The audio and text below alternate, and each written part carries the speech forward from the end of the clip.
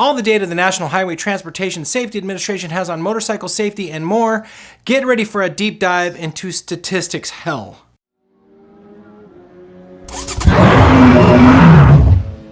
Okay, raise your hand if you've ever had a friend or a family member tell you how crazy you are for riding a motorcycle.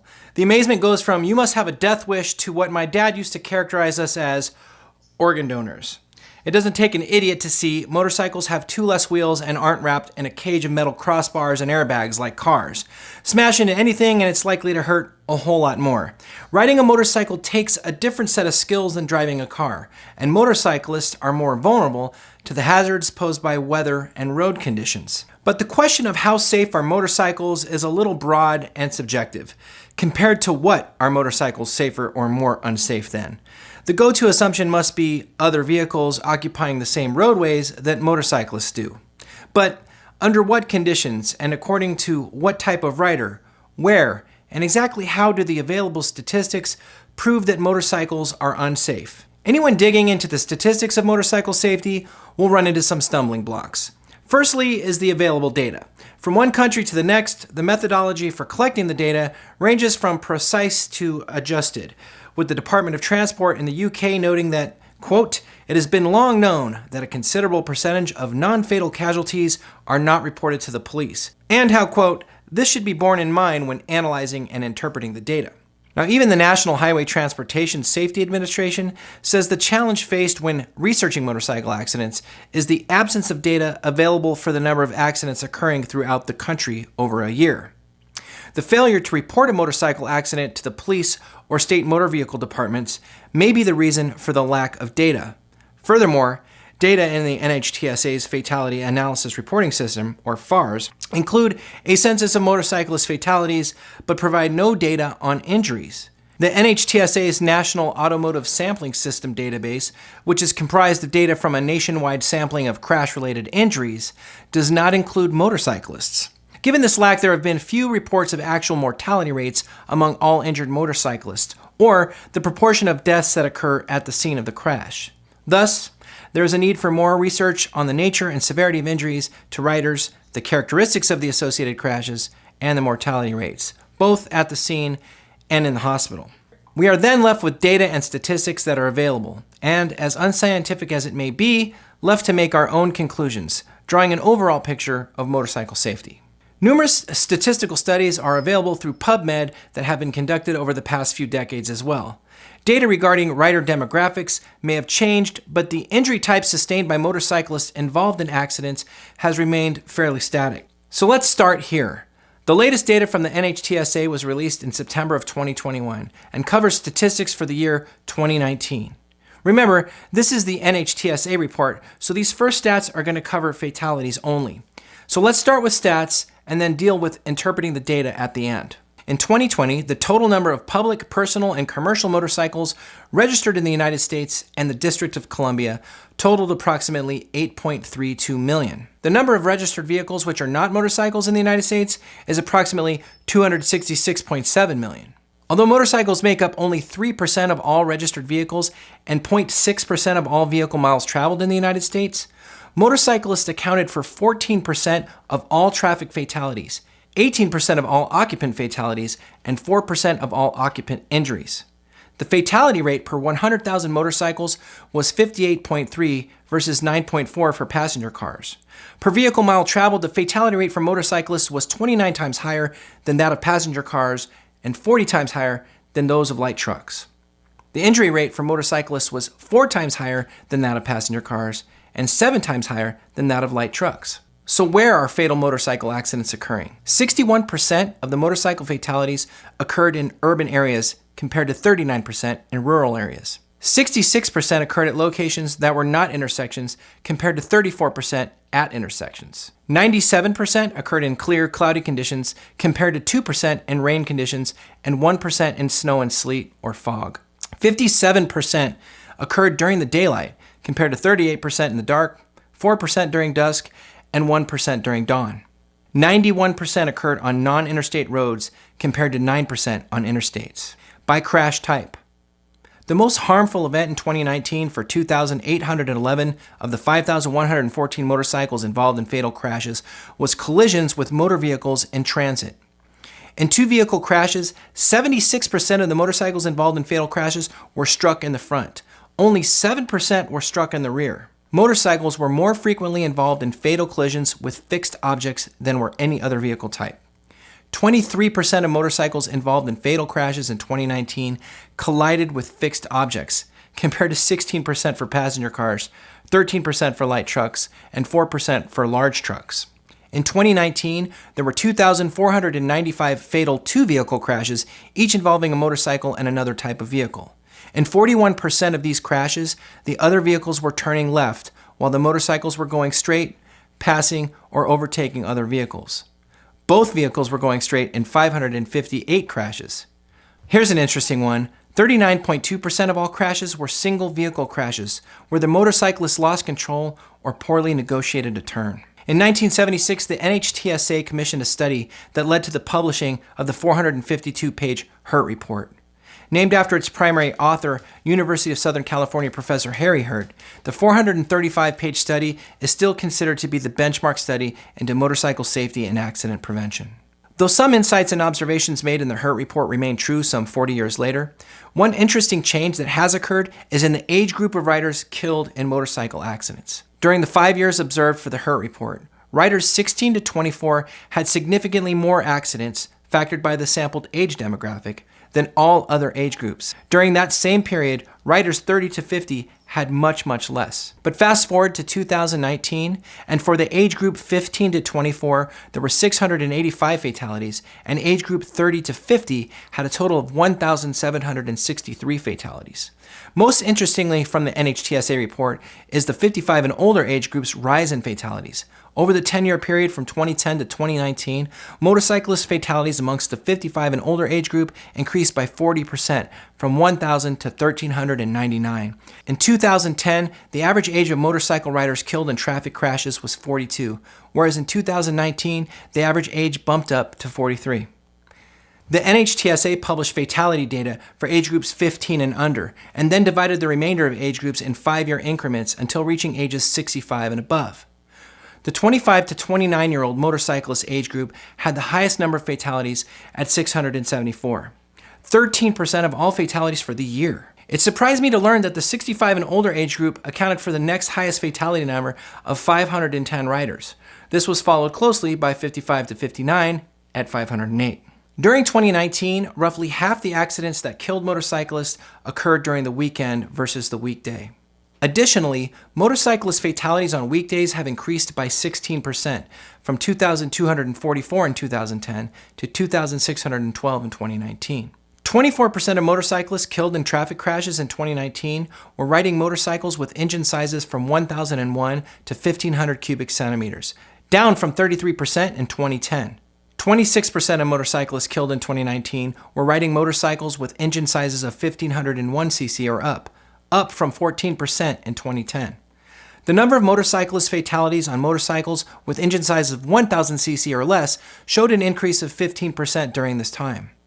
Motorcyclist fatalities on motorcycles with engine sizes between 1,001 and 1,500 cc actually decreased by 19%, while the number of motorcyclists killed on motorcycles with engine sizes 1,501 cc or higher increased by 103%, from 638 to 1,292 riders. We can't talk accident statistics without talking speed when it comes to motorcycles. 33% of all motorcycle riders involved in fatal crashes in 2019 were speeding, compared to 19% for passenger car drivers, 15% for light truck drivers, and 8% for large truck drivers. Motorcycle riders 21 to 24 years old involved in fatal crashes had the highest speeding involvement at 49%. Not surprisingly, riders aged 64 and up had the lowest fatality rate due to speeding. Alcohol. In 2019, there were 4,733 motorcycle riders killed in traffic crashes. Of those, 1,383 were alcohol impaired, with a blood alcohol content of 0.08 or higher. In addition, there were 354 motorcycle riders killed who had lower alcohol levels, or BACs of 0.01 to 0.07. Motorcycle riders involved, either killed or survived, in 2019 had higher percentages of alcohol impairment than any other type of motor vehicle driver. 29% for motorcycle riders, 20% for passenger cars, 19% for light trucks, and 2% for large trucks. The highest percentages of alcohol-impaired motorcycle rider fatalities were in the 40 to 44 age group. 42% of the 1,886 motorcycle riders who died in single vehicle crashes in 2019 were alcohol impaired, as compared to 21% of the 2,847 motorcycle riders who died in multiple vehicle crashes. 48% of those killed in single vehicle crashes on weekends in 2019 were alcohol impaired. Licensing and prior driver records. 30% of motorcycle riders involved in fatal crashes in 2019 were riding without valid motorcycle licenses at the time of the crashes, while only 13% of passenger vehicle drivers in fatal crashes did not have valid licenses. Motorcycle riders involved in fatal crashes had the highest percentage of drivers with previous driving records as compared to any other vehicle driver. Motorcycle riders involved in fatal crashes were 1.4 times more likely than passenger car drivers to have previous license suspensions or revocations. Some statistics not covered in the NHTSA data. By type of motorcycle. In a report commissioned by the Insurance Institute for Highway Safety and the Highway Loss Data Institute, the role of bike types was assessed in the role of fatal accidents. Bike types are generally not collected and reported as data at crash scenes. In the absence of this data, researchers turned to registration-based deaths of motorcyclists and their related bikes. Motorcycles were grouped into 12 types based on a classification system developed by the HLDI: cruiser, standard, touring, sport, unclad sport, super sport, chopper, dual purpose, scooter, and all-terrain vehicle or off-road. The report found that these death rates indicate that drivers of cruisers, standards, touring, and sport touring motorcycles have the lowest death rates. Supersport motorcycles make up a small fraction of registered motorcycles, but their riders are overrepresented in fatal crashes. The study found that the driver death rate per 10,000 registered motorcycles for supersports was about 4 times as high as the rate for motorcyclists who rode cruisers or standards. Motorcycle performance capability may influence the likelihood that drivers will speed or engage in other risky maneuvers. Drivers may be more likely to speed on motorcycles with high horsepower engines compared with less powerful ones. Now, a similar pattern exists for automobiles. A study by the Highway Loss Data Institute, or the HLDI I mentioned earlier, found that collision insurance claims occurred more frequently and involved more expensive damage as vehicle power increased. Injuries and riders' ages. Although the NHTSA report gives an estimate of motorcyclists injured in 2019 of about 84,000, there is no data on the types of injuries motorcyclists are more likely to incur and to what extent those injuries would lead to fatality. The HURT report remains one of the best studies to reference injury statistics. Even though safety gear has certainly improved since the publishing of the report, injury type has probably not changed that significantly due to the nature of a motorcycle accident. The first and probably somewhat obvious statistic of the 900 accidents surveyed in the HURT report is that 98% of all motorcycle accidents result in some form of injury to the rider. To be fair, the high rate of injury observed in the report may be high since accident notification was dependent primarily upon dispatch of a rescue ambulance. The HURT report lists extremities as the most common form of severe injury to riders at 45%, followed by head at 19% and chest at 12%. Getting more specific, the HURT report documents the most common injuries to the extremities were the knee at 14.3%, the lower leg at 14.1%, followed by the wrist and hand at 11.9%.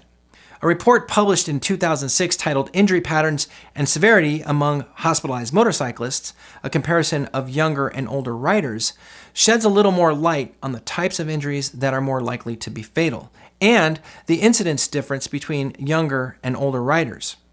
Although the study only accounts for riders hospitalized and not riders who died at the scene, it paints a pretty clear picture.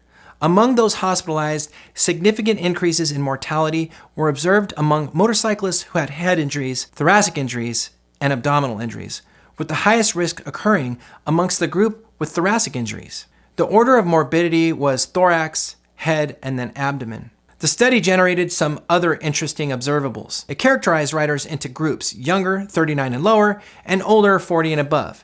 It cites a few other published reports stating thoracic and abdominal injuries among injured motorcyclists were common, and also noted that the most common injury to the thorax was rib fracture. Those with rib fractures were 14 times more likely to have an intrathoracic injury of any severity, and 41 times more likely to have multiple thoracic injuries compared with riders with no rib fractures. Rib fractures were also associated with the presence of multiple and/or severe abdominal injury. In addition, the odds of internal organ injury increased with the number and bilaterality of rib fractures. With specific reference to age, the report states, anatomic changes in the thorax associated with aging include changes in rib angles as well as bone density. Perhaps these changes contribute to the greater risk of rib fractures in the older group. There are also physiological changes in pulmonary compliance, which also may place older motorcyclists at higher risk of complications following serious thoracic injury. Helmets. The debate between Kentucky and the rest of the world rages on. The NHTSA estimates that helmets saved the lives of 1,872 motorcyclists in 2017. If all motorcyclists had worn their helmets, an additional 749 lives could have been saved. Helmets are estimated to be 37% effective in preventing fatalities to motorcycle riders and 41% for motorcycle passengers. In other words, for every 100 motorcycle riders killed in crashes while not wearing helmets, 37 of them could have been saved had all 100 worn their helmet. 39% of the 5,014 motorcyclists killed nationwide in traffic crashes were not helmeted. For those of you that love data, back to the Tao and Campbell report. 24% of riders under the age of 40 who were helmeted experienced head injuries versus 31% of helmeted riders over the age of 40. Younger riders with helmets had fewer head and facial injuries, whereas older riders with helmets had more such injuries. It's unknown whether there were differences in types of helmets worn by the two age groups based upon the data collected, but I think we can make our own conclusions here. Let's talk about ABS.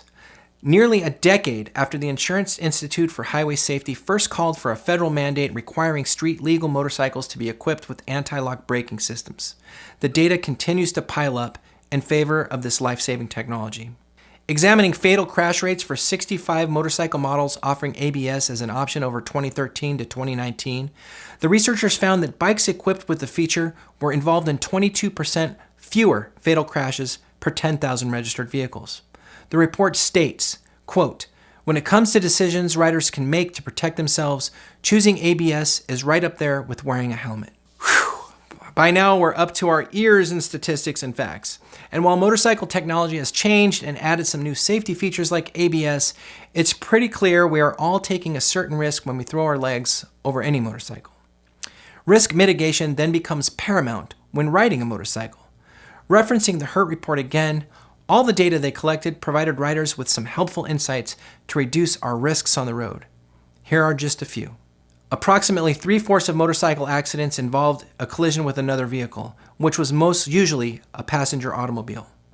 Approximately 1/4 of these motorcycle accidents were single vehicle accidents involving the motorcycle colliding with the roadway or some fixed object in the environment. In the single vehicle accidents, motorcycle rider error was present as the accident precipitating factor in about 2/3 of the cases, with the typical error being a slide out and a fall due to overbraking or running wide on a curve due to excess speed or undercornering. Roadway defects were the accident cause in 2% of the accidents. Animal involvement was 1% of the accidents. In the multiple vehicle accidents, the driver of the other vehicle violated the motorcycle right-of-way and caused the accident in 2/3 of those accidents. The failure of motorists to detect and recognize motorcycles in traffic is the predominating cause of motorcycle accidents. The driver of the other vehicle involved in collision with the motorcycle did not see the motorcycle before the collision or did not see the motorcycle until it was too late to avoid the collision. The most frequent accident configuration is the motorcycle proceeding straight, then the automobile makes a left turn in front of the oncoming motorcycle. Intersections are the most likely place for the motorcycle accident, with the other vehicle violating the motorcycle right-of-way and often violating traffic controls. Weather is not a factor in 98% of all motorcycle accidents. Most motorcycle accidents involve a short trip associated with shopping, errands, friends, entertainment, or recreation, and the accident is likely to happen in a very short time, close to the trip origin. The view of the motorcycle or the other vehicle involved in the accident is limited by glare or obstructed by other vehicles in almost half of the multiple vehicle accidents. Conspicuity of the motorcycle is a critical factor in the multiple vehicle accidents, and accident involvement is significantly reduced by the use of motorcycle headlamps on in daytime and the wearing of high visibility jackets. Motorcycle riders with previous recent traffic citations and accidents are overrepresented in the accident data. The motorcycle riders involved in accidents are essentially without training. 92% were self-taught or learned from family or friends. Motorcycle rider training experience reduces accident involvement and is related to reduced injuries in the event of accidents. More than half of the accident-involved motorcycle riders had less than 5 months experience on the accident motorcycle, although the total street riding experience was averaged at 3 years. Motorcycle riders with dirt bike experience are significantly underrepresented in the accident data. Lack of attention to the driving task is a common factor for the motorcyclist in an accident. Almost half of the fatal accidents show alcohol involvement. Motorcycle riders in these accidents showed significant collision avoidance problems. Most riders would overbrake and skid the rear wheel and underbrake the front wheel, greatly reducing collision avoidance deceleration. The ability to countersteer and swerve was essentially absent. The typical motorcycle accident allows the motorcyclist just less than 2 seconds to complete all collision avoidance actions. Motorcycle riders in these accidents were significantly without motorcycle license, without any license, or with their license revoked. Half of the injuries to the somatic regions were to the ankle and foot. The use of heavy boots, jackets, gloves, etc. is effective in preventing or reducing abrasions and lacerations. Injury severity increases with speed, alcohol involvement, and motorcycle size. 73% of the accident-involved motorcycle riders used no eye protection, and it's likely that the wind on the unprotected eyes contributed an impairment of vision, which delayed hazard detection. Voluntary safety helmet use by those accident-involved motorcycle riders was lowest for untrained, uneducated, young motorcycle riders on hot days and on short trips. The most deadly injuries to the accident victims were injuries to the chest and to the head. The use of the safety helmet is the single critical factor in the prevention or reduction of head injury. Helmeted riders and passengers showed significantly lower head and neck injury for all types of injury at all levels of injury severity. The increased coverage of the full facial coverage helmet increases protection and significantly reduces facial injury. So back to the topic, how safe are motorcycles? If you've been listening to all the doom and gloom here, you might agree with that friend or family member warning you and conclude, not very. Perhaps a better question is, how safe of a rider am I? Sure, accidents are going to happen, that's why they're called accidents. But combing through the data, and it's very clear the rider's role in protecting him or herself from injury or worse. Mitigation is everything. When 98% of all motorcycle accidents result in an injury of some type, the best thing we as riders can do is everything we can to avoid accidents in the first place. I'm a professional pilot, and maybe the motorcycle community could learn some things from what is considered to be the safest form of transportation in the world. Pilots use the I'm Safe checklist. It's an acronym taught early on in flight training, and it's used throughout a pilot's professional career to assess their overall readiness for flight when it comes to illness, medication, stress, alcohol, fatigue, and emotion. All of these can have a negative impact on a rider's ability to maintain safe, effective control of their bikes. Another thing pilots must address is hazardous attitudes. I've witnessed many new riders, especially young ones, with complete disregard to the safety risks associated with riding a motorcycle. And more times than not, older, more experienced riders who lost respect for the dangers of motorcycle riding, just becoming complacent or developing an unsafe attitude. Before you ride, be mindful of the dangers of 5 hazardous attitudes like anti-authority, impulsivity, invulnerability, machoism, resignation. Pilots are trained to be safe. They go to school. Want to make your motorcycle safer? Be a safer rider. How do I make myself a safer rider? 1. Take lessons. The Motorcycle Safety Foundation has basic rider courses and continuing education courses for more advanced riders. Educated riders are proven to be safer riders, so keep learning. There is no pinnacle you can reach. Get better and get safer. Number 2, wear a helmet. Just because it's not the law in your state doesn't mean it hasn't been proven to save lives. Additionally, wear a full face helmet. This has been proven to save riders from serious face and eye injury. Number 3, don't speed. Not only does speeding increase the chance of you losing control and being involved in a single vehicle crash, it also reduces your reaction time for that inevitable time where a car makes that left turn in front of you. Number 4, ride a bike appropriate to your skill level. Don't jump on a super sport as your first bike because you thought it looked cool when someone was doing wheelies on one down the freeway. Younger riders with no experience, we're talking to you. Number 5, become hyper-vigilant. Pay attention, especially when approaching an intersection. If you know that most fatal accidents occur at intersections, pay attention, dude. Approach slow. Expect the worst and be prepared. I know we all like our RAM smartphone mounts, but keep your eyes forward, especially in the city. Number 6, be conspicuous. Bright yellow, white, high visibility clothing, daytime running lights. Car drivers who've hit motorcyclists said they couldn't see them or didn't notice. I know that black leather jacket is cool, but it's not that cool. Put on a safety vest if you have to, but let the cagers know where you are. Number 7, don't drink and drive. Just don't. A totally unworth it and unnecessary risk. If you do, catch an Uber home, live to ride another day. Number 8, ATGAT. All the gear, all the time. Just because an accident won't kill you doesn't mean it won't hurt. When most accidents occur shortly after a ride begins, from home and on errands, protect yourself, especially your hands, your knees, your feet, your chest, your head, your whole body. If you like your skin, ride with CE-rated pants and jackets. Wear boots. High boots, because there are an overrepresented amount of leg injuries to the tibia and fibula. Armed with the information about the greater risk of fatality due to rib fracture and thoracic injury, it's time also to seriously consider the use of chest protectors all the time, as part of our ATGAT kit. Number 9, avoid group rides with inexperienced riders and people you don't know.